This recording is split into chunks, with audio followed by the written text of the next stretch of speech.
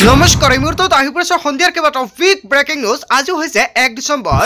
আজিৰ পৰা অসমত সলনি হৈছে কেইবাটাও নতুন নিয়ম। অৰুণোদয়ৰ ধন লাভ কৰিবলৈ আহি গ'ল নতুন নিয়ম।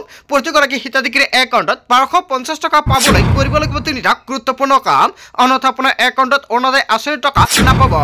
আপোনাৰ ৰেচন কাৰ্ড আছে নেকি? তেনে ক্ষেত্ৰত চৰকাৰৰ ফালৰ পৰা জাৰি কৰিছে জাননী। 10 তাৰিখৰ পূৰ্বে কৰিব লাগিব এইকেইটা গুৰুত্বপূৰ্ণ কাম। লগতে লাখ লাখ আত্মীয়গোটৰ মহিলাৰ বাবে ভাল খবৰ। আত্মীয়গোটৰ প্ৰথম কিস্তিত 10,000 টকা সোমালে একাউণ্টত, টকা নাপালে আপোনাৰ বাবে সোণালী সুযোগ। চৰকাৰী ঘৰত যদি আপুনি জিঅ' টেগিং কৰিছে, চৰকাৰী ঘৰৰ প্ৰথম কিস্তি টকা সোমাব আপোনাৰ বেংক একাউণ্টত। লগতে কেইবাটাও ৰাজনৈতিক খবৰৰ লগতে অৰাজনৈতিক খবৰ যুগুত কৰা হৈছে আজিৰ দিনটোত। গোটেই অসম তথা ভাৰতৰ বিভিন্ন প্ৰান্তৰ পৰা যুগুত হৈছে কেইবাটাও ডাঙৰ খবৰ। এনেবোৰ খবৰ নিতেও পাই থাকিবলৈ চেনেলটি ছাবস্ক্ৰাইব কৰি ভিডিঅ'ত এটা লাইক কৰিবলৈ নাপাহৰিব। আজিৰ আমাৰ প্ৰথম খুব এক গুৰুত্বপূৰ্ণ খবৰ হৈছে অসমবাসীৰ বাবে এটা ডাঙৰ খবৰ। অৰুণোদয় আঁচনিৰ লাখ লাখ হিতাধিকাৰী শীঘ্ৰে আপডেট কৰক KYC। ফেব্ৰুৱাৰী মাহতে লাভ কৰিব ডাঙৰ উপহাৰ। অৰুণোদয় আঁচনিৰ ধন নিয়মীয়াকৈ পাবলৈ বেংক একাউণ্ট ঠিক হৈ থাকিব লাগিব। বহু লোকে KYC নকৰাৰ কাৰণে অৰুণোদয়ৰ ধন জমা নহয় একাউণ্টত। চৰকাৰে টকা দি দিয়ে কিন্তু একাউণ্টলৈকে নাযায়। যদি আপোনাৰ একাউণ্টত অৰুণোদয় আঁচনিৰ টকা আগতে পাইছিলে, এতিয়া আপুনি নাপায় নেকি? তেন্তে আপোনাৰ বাবে সোণালী সুযোগ আহি পৰিছে। ইয়াৰ কাৰণ একাউণ্টত KYC আপডেট হৈ নাথাকে। যদি আপোনাৰ একাউণ্টৰ এতিয়ালৈকে KYC আপডেট কৰা নাই, অতি শীঘ্ৰে একাউণ্টৰ KYC আপডেট কৰক, অন্যথা আপোনাৰ একাউণ্টত 10 ডিচেম্বৰত অৰুণোদয় আঁচনিৰ টকা নাপাব। অসমৰ মুখ্যমন্ত্ৰী ডক্টৰ হিমন্ত বিশ্ব শৰ্মাই লাখ লাখ মহিলাৰ একাউণ্টত 10 ডিচেম্বৰত 1250 টকা প্ৰদান কৰিব আৰু 10 ডিচেম্বৰ পূৰ্বে একাউণ্টৰ KYC আপডেট কৰক। নিজৰ বেংক একাউণ্টত যদি পৰিষ্কাৰ হৈ নাথাকে, তেন্তে চৰকাৰে টকা দিলেও একাউণ্টত জমা নহয়। দ্বিতীয়তে, অৰুণোদয়ৰ বাবে যিটো মোবাইল নম্বৰ দিছে, সেই মোবাইল নম্বৰটো এক্টিভ কৰি ৰাখিব লাগিব। কিবা কাৰণত যদি মোবাইলটো পৰিৱৰ্তন হয়, চৰকাৰক জনাব লাগিব।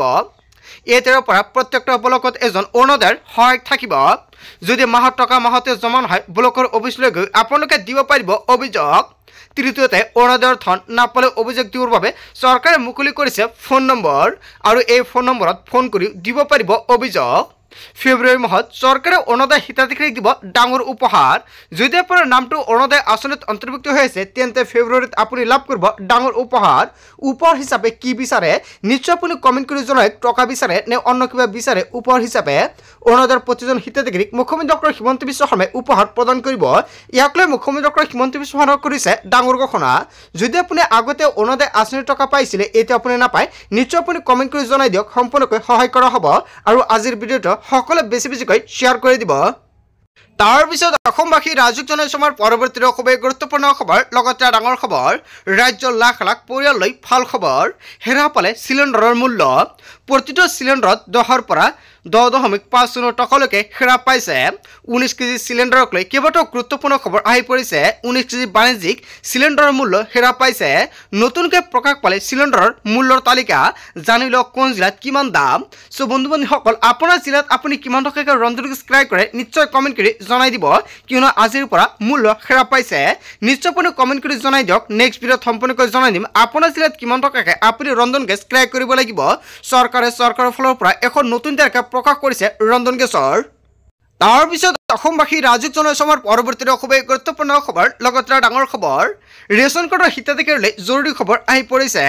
আজিৰ পৰা 10 ডিচেম্বৰলৈকে লাভ কৰিব ৰেচনৰ সামগ্ৰী। 10 দিনৰ ভিতৰতে সংগ্ৰহ কৰিব লাগিব ৰেচন। অন্তদয় অন্ন যোজনা পৰিয়ালে লাভ কৰিব 35 কেজিকৈ চাউল। অগ্ৰাধিকাৰপ্ৰাপ্ত পৰিয়ালে প্ৰতিজন সদস্যই পাব 5 কেজিকৈ চাউল। চাউলৰ লগতে 69 টকাতে লাভ কৰিব মুছৰ দাইল।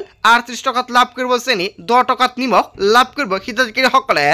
সুলভ মূল্যৰ দোকানীলৈ কেইবাটাও নিৰ্দেশনা জাৰি কৰিছে চৰকাৰে। অন্ন সেৱাৰ দিনত প্ৰতিটো দিনাই দিনজোৰাকৈ খোলা ৰাখিব লাগিব ৰেচনৰ দোকান। হিতাধিকাৰীক দিয়া সামগ্ৰীৰ বিপৰীতে দিব লাগিব ই-পছ মেচিনত ৰচিদ।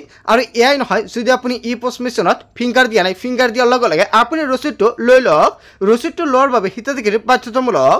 দোকানীয়ে চাউল কাটি ৰাখিলে দিব পাৰিব আপুনি অভিযোগ। মুছৰ দাইল চেনি নিমখৰ ক্ষেত্ৰতো কৰিব নোৱাৰিব কোনো খেলিমেলি। অভিযোগ দিয়ক 1800345369। ৰেচন কাৰ্ডৰ হিতাধিকাৰীলৈ জৰুৰী খবৰ আহি পৰিছে। যদি আপোনাৰ ৰেচন কাৰ্ড আছে, তেনে ক্ষেত্ৰত আপোনাৰ বাবে অত্যন্ত ভাল খবৰ। আজিৰ পৰা লাভ কৰিব ৰেচনৰ 3টা নতুন সামগ্ৰী, আৰু অতি শীঘ্ৰে 10 ডিচেম্বৰৰ পূৰ্বে আপুনি এই 3টা সামগ্ৰী আপুনি লৈ লওক, অন্যথা পিছত গ'লে কিন্তু নাপাব। তাৰপিছত অসমবাসী ৰাজ্যিক জনসমাৰ পৰৱৰ্তী খুবেই গুৰুত্বপূৰ্ণ খবৰ লগতে ডাঙৰ খবৰ অসমৰ মুখ্যমন্ত্ৰী ডক্টৰ হিমন্ত বিশ্ব শৰ্মাই বৃহৎ ঘোষণা কৰিছে ভূমিৰ পটক লৈ ৰাজ্যৰ মুখ্যমন্ত্ৰী ডক্টৰ হিমন্ত বিশ্ব শৰ্মাৰ ডাঙৰ ঘোষণা অসমত লোকে লাভ কৰিব ভূমিৰ পট্টা কেবিনেটত লোক লৈ ভূমি পট্টা প্ৰদান কৰিব বা ভূমিৰ আবণ্টন দিব মুখ্যমন্ত্ৰী ডক্টৰ হিমন্ত বিশ্ব শৰ্মাই মন্তব্য কৰিছে ধুবুৰী গোৱালপাৰা শোণিতপুৰ বঙাইগাঁও কেৱল এয়াই নহয় লখিমপুৰ গোলাঘাট নলবাৰী বৰপেটাৰ বাবে ভাল খবৰ আহি পৰিছে 8খন জিলাৰ 1372 গৰাকী লাভ কৰিব ভূমি পট্টা ভূমিৰ পট্টাক লৈ ৰাজ্যৰ মুখ্যমন্ত্ৰী ডক্টৰ হিমন্ত বিশ্ব শৰ্মাই বৃহৎ ঘোষণা কৰিলে তাৰ পিছত অসমবাসী ৰাজ্যিক জনসমাৰ পৰৱৰ্তী খুবেই গুৰুত্বপূৰ্ণ খবৰ লগতে ডাঙৰ খবৰ আজিৰ পৰা অসমত নচলে 108 মৃত্যুঞ্জয় সেৱা আজিৰ পৰা আপুনি ফোন কৰিলেও নাপাব মৃত্যুঞ্জয় এম্বুলেন্স অনিৰ্দিষ্ট কাললৈকে অসমত নচলিব 108 মৃত্যুঞ্জয় 9 টকাই দাবীৰে মৃত্যুঞ্জয় সেৱাৰ কৰ্মচাৰী কৰ্মবিৰতি ৰাইজৰ অসুবিধাৰ বাবে ক্ষমা প্ৰাৰ্থনা মৃত্যুঞ্জয় সেৱাৰ কৰ্মচাৰীৰ নাম্বাৰ 1 সমকামৰ সমমৰ্যাদা নিশ্চিত কৰা নাম্বাৰ 2 চাকৰিৰ নিৰাপত্তা নিশ্চিত কৰা নাম্বাৰ 3 জৰুৰীকালীন সেৱাৰ কৰ্মচাৰীক সন্মানজনক মজুৰি দিয়া নাম্বাৰ 4 অতিৰিক্ত কামৰ সম্পূৰ্ণ ভাত্তা দিয়াৰ ব্যৱস্থা কৰা নাম্বাৰ 5 বোনাস দিয়াৰ ব্যৱস্থা কৰা নাম্বাৰ 6 দুৰ্ঘটনা কৰ্তব্যৰত অৱস্থাত মৃত্যু হলে 40 লাখ টকাৰ সাহায্য নাম্বাৰ 7 108ৰ গাড়ীসমূহৰ মেৰামতি ক্ষিপ্ৰতাৰে কৰা নাম্বাৰ 8 আপন ঘৰ আৰু সেউজ ঘৰ আঁচনিত আমাক অন্তৰ্ভুক্ত কৰা নাম্বাৰ 9 প্ৰতিখন 108 গাড়ী 24/7 উপলব্ধ কৰা কৰ্মবিৰতিলৈকে প্ৰতিক্ৰিয়া মুখ্যমন্ত্ৰী ডক্টৰ হিমন্ত বিশ্ব শৰ্মাৰ অসমত 108 মৃত্যুঞ্জয় সেৱা নচলিলে উপায় নাই এনেকুৱাকৈ অসমৰ মুখ্যমন্ত্ৰী ডক্টৰ হিমন্ত বিশ্ব শৰ্মাই বৃহৎ মন্তব্য কৰিছে আজিৰ ভিডিঅ'টো সকলোৱে বেছিকৈ শ্বেয়াৰ কৰি দিয়ক তাৰ পিছত অসমবাসী ৰাজ্যিক জনসমাৰ পৰৱৰ্তী খুবেই গুৰুত্বপূৰ্ণ খবৰ লগতে ডাঙৰ খবৰ 6 জনগোষ্ঠীক জনজাতিকৰণ দিলে বৰ্তমান জনজাতিৰ তিলমনো ক্ষতি নাই জনজাতিকৰণৰ বিৰোধিতা কৰা CCTO-এক আলোচনাৰ বাবে আমন্ত্ৰণ প্ৰথম মন্ত্ৰীগোট আৰু তাৰ পিছতে মুখ্যমন্ত্ৰীৰ সৈতে হ'ব আলোচনা বৰ্তমান জনজাতিৰ 1% ক্ষতি হোৱা নাই প্ৰতিবেদন ভালদৰে পঢ়িলে বুজিলে সংখ্যা নহ'ব বৰ্তমানৰ জনজাতিয়ে বিচাৰাই কৰা হৈছে বিবেচনা কৰা হোৱা নাই প্ৰতিবেদনক লৈ যদি কিবা সমস্যা আছে কংগ্ৰেছে প্ৰস্তাৱ দিব পাৰে ইমান ডাঙৰ প্ৰতিবেদন 2/1 জেগাত প্ৰতিবাদ হ'ব পাৰে জনজাতিকৰণৰ বিৰোধিতা কৰা CCTO-এক আলোচনাৰ বাবে আমন্ত্ৰণ তাৰ পিছত অসমবাসী ৰাজ্যিক জনসমাৰ পৰৱৰ্তী খুবেই গুৰুত্বপূৰ্ণ খবৰ লগতে ডাঙৰ খবৰ কংগ্ৰেছৰ অৱস্থা মেকুৰীৰ দৰে পুনৰ অসমৰ মুখ্যমন্ত্ৰী ডক্টৰ হিমন্ত বিশ্ব শৰ্মাই কংগ্ৰেছৰ এনেকুৱাকৈ সমালোচনা কৰিছে যিফালে ভজা মাছ দেখে সেইফালে যায় এইবাৰ কংগ্ৰেছক সময়সীমা বান্ধি দিলে মুখ্যমন্ত্ৰীয়ে কংগ্ৰেছে আমাতকৈ ভাল প্ৰস্তাৱ আগবঢ়াওক কংগ্ৰেছৰ প্ৰস্তাৱ আমাতকৈ ভাল হ'লে বিনা চৰ্তে মানি ল'ম অন্যথা আমাৰ প্ৰস্তাৱ ভাল বুলি মানি ল'ব লাগিব কংগ্ৰেছে মুখ্যমন্ত্ৰী হিমন্ত বিশ্ব শৰ্মাৰ মুকলিকৈ প্ৰত্যাহ্বান ট্ৰাইবেল সংঘক সমালোচনা মুখ্যমন্ত্ৰীৰ ট্ৰাইবেল সংঘৰ লগত 20 বাৰ আলোচনাত বহিছোঁ তেওঁলোকে কোৱা মতে সকলো কৰিছোঁ তথাপিও কিয় আন্দোলন কৰিছে মই বুজি পোৱা নাই বুলি মন্তব্য কৰিছে মুখ্যমন্ত্ৰী ডক্টৰ হিমন্ত বিশ্ব শৰ্মাই এনেকুৱাকৈ কংগ্ৰেছৰ অৱস্থা মেকুৰীৰ দৰে বুলি এনেকুৱাকৈ মন্তব্য কৰিছে তাৰ পিছত অসমবাসী ৰাজ্যিক জনসমাৰ পৰৱৰ্তী খুবেই গুৰুত্বপূৰ্ণ খবৰ লগতে ডাঙৰ খবৰ ANL অখিল চাহ জনগোষ্ঠীৰ এলেকাত অখিল গগৈক নিষিদ্ধ ঘোষণা চাহ জনগোষ্ঠীৰ বিৰুদ্ধাচৰণ কৰি ৰোষত অখিল গগৈক নিষিদ্ধ কৰিলে অসম চাহ মজদুৰ সংঘই অখিল গগৈ এটা বদমাছ আশা দিছে অখিল গগৈ ৰাক্ষসৰ দলৰ সভাপতি হ'ব লাগিছিল 75 বছৰে কোনো এখন চৰকাৰে আমাৰ কথা চিন্তা নকৰিলে কিন্তু হিমন্ত বিশ্ব শৰ্মাৰ চৰকাৰে চাহ শ্ৰমিকক দিলে ভূমিৰ অধিকাৰ অখিল গগৈৰ বাপেৰ মাটি নহয় চাহ শ্ৰমিকৰ মাটি অখিল গগৈৰ এই ক্ষেত্ৰত কথা কোৱাৰ ৰাজনৈতিক অধিকাৰ নাই চাহ শ্ৰমিকে মাটিৰ পট্টা পাব নালাগে বুলি অখিল গগৈ কোৱা মন্তব্যক তীব্ৰ গৰিহণা পুনৰ এনে মন্তব্য কৰিলে চাহ শ্ৰমিকৰ সন্মুখত জবাবদিহি হ'ব লাগিব অখিল গগৈ চাহ বাগিচা অঞ্চললৈ আহিলে অখিল গগৈক বান্ধি থম অখিল গগৈ এটা ডাঙৰ মন্তব্য কৰিছে অখিল গগৈ যিটো মন্তব্য কৰিছে জনতাই কি ক'ব অখিল গগৈ প্ৰথম আৰু অন্তিমবাৰ MLA বুলি মন্তব্য কৰিছে অখিল গগৈৰ ৰাজনৈতিক কেৰিয়াৰ শেষ চাহ শ্ৰমিকৰ বাবে ভূমিৰ অধিকাৰৰ বিৰুদ্ধাচৰণ কৰাৰ বাবে অখিল গগৈক সকিয়নি চাহ জনগোষ্ঠীৰ এলেকাত অখিল গগৈক নিষিদ্ধ ঘোষণা তাৰ পিছত অসমবাসী ৰাজ্যিক জনসমাৰ পৰৱৰ্তী খুবেই গুৰুত্বপূৰ্ণ খবৰ লগতে ডাঙৰ খবৰ BTC সচিবালয়ত সংঘটিত ঘটনাত EPSU আৰু EPPL জড়িত ইয়া সম্পূৰ্ণ ৰাজনৈতিক অভিসন্ধি এফচু আৰু ইউপিপিএল একেটা মুদ্ৰাৰে ইপিটি আৰু সিপিটি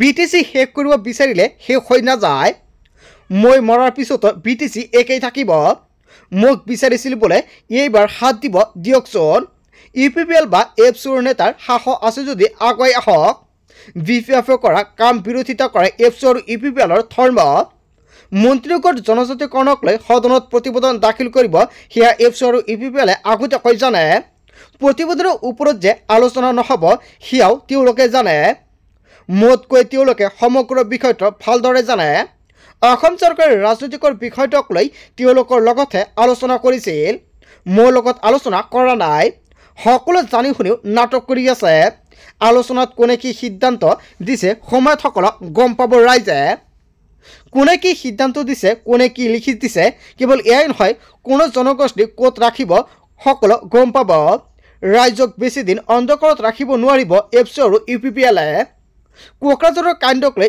BTCৰ মুখ্য কাৰ্যবাহী হাগ্ৰামা মহিলাৰ মন্তব্য তাৰ পিছত অসমবাসী ৰাজক জনসমাৰ পৰৱৰ্তী খুবেই গুৰুত্বপূৰ্ণ খবৰ লগতে ডাঙৰ খবৰ বিহাৰ পিছাৰে অসমে অসমত বিজেপিয়ে ক্লিন চুইপ দিব একো নাথাকে অসমৰ মুখ্যমন্ত্ৰী ডক্টৰ হিমন্ত বিশ্ব শৰ্মাই বৃহৎ মন্তব্য কৰিছে গৌৰৱ গগৈ পাকিস্তানত গৈ ইলেকশ্যন খেলিব লাগিব 100% হাৰিব কংগ্ৰেছ একো মিয়াৰ ৰাজনীতি কৰি লাভ নাই সেইকাৰণে মিয়া এলেকাত উচ্ছেদ বিৰোধিতা কৰি আহিছিল মিয়া ভোট পাবলৈ মিয়াক সমৰ্থন কৰা মানুহক অসমৰ ৰাইজে ভোট নিদিয়ে অসমৰ মানুহৰ ডাঙৰ চিন্তা হৈছে মিয়াক লৈ আৰু সেই মিয়াক বছৰ ৰাজনীতি কৰি ইমান দিন জীৱনৰ সমৰ্থক হৈ আছিল আগন্তুক অসম বিধানসভা নিৰ্বাচনক লৈ অসমৰ মুখ্যমন্ত্ৰী ডক্টৰ হিমন্ত বিশ্ব শৰ্মাৰ বৃহৎ মন্তব্য তাৰ পিছত অসমবাসী ৰাজক জনসমাৰ পৰৱৰ্তী খুবেই গুৰুত্বপূৰ্ণ খবৰ লগতে ডাঙৰ খবৰ ৰাজ্যত বৃদ্ধি হৈছে কণীৰ মূল্য হয় বন্ধু বান্ধৱীসকল এটা ডাঙৰ খবৰ আহি পৰিছে প্ৰতি প্লেট কণীৰ দাম 40 টকাকৈ বৃদ্ধি প্ৰতি প্লেট কণীৰ দাম হ'লগৈ 230 টকা